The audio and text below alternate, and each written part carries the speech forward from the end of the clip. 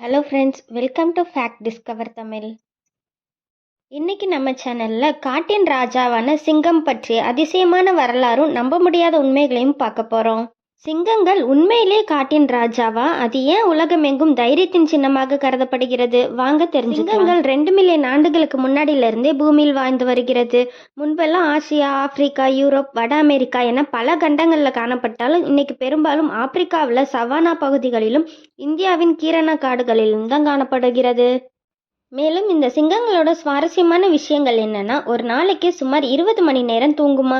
இந்த சிங்கங்களோட கர்ஜனை 8 கிலோமீட்டர் தூரம் வரைக்கும் கேட்குமாம்.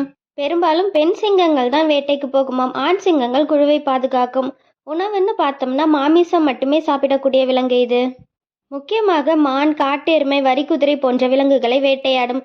சில சமயம் சிறிய சிறிய விலங்குகளையும், அதாவது முயல், குரங்கு மற்றும் பறவைகளையும் சாப்பிடக்கூடியது.